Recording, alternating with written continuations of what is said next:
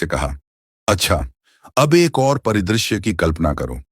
मान लो कि आप जयपुर से मुंबई जा रहे हैं और मैंने आपको एक पुस्तकों का पैकेट देते हुए कहा कि इसे मुंबई में अमुक महानुभाव के पास पहुंचा देना।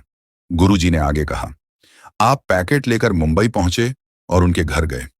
जैसे ही आपने उनके घर को देखा, आपको पता चला कि वे एक बड़े अरबपति हैं।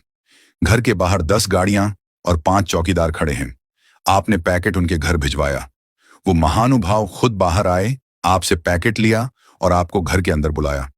उन्होंने आपको पास बिठाया और गर्मा गर्म खाना खिलाया।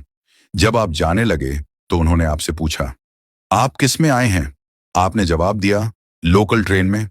यह सुनकर उन्होंने अपने ड्राइवर को बुलाया और आपको गंतव्य तक छोड़ने का आदेश दिया। जब आप अपने स्थान पर पहुंचने वाले थे तो उनका फोन आया, भाई साहब, आप आराम से पहुंच गए। अब बताइए, आपको वे महानुभाव कब तक याद रहेंगे? युवक ने उत्तर दिया, गुरुजी, मरते दम तक मैं उन्हें भूल नहीं सकता। उनका व्यवहार और अपनापन मेरे दिल में हमेशा रहेगा। गुरुजी ने मुस्कुराते हुए सभा को संबोधित किया और कहा, यही है जीवन की सच्चाई।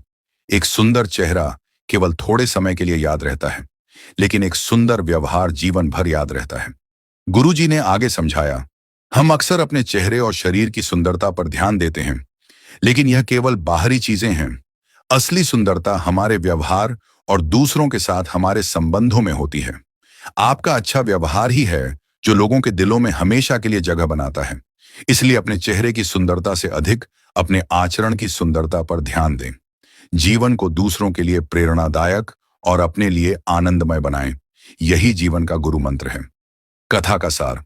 यह कथा हमें सिखाती है कि बाहरी सुंदरता का प्रभाव अस्थायी होता है, लेकिन हमारा अच्छा व्यवहार, दया और विनम्रता दूसरों के जीवन पर स्थायी छाप छोड़ते हैं।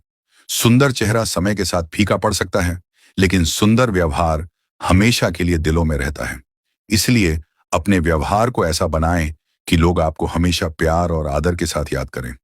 यही सच्ची सफलता है और यही जीवन का उद्देश्य होना चाहिए।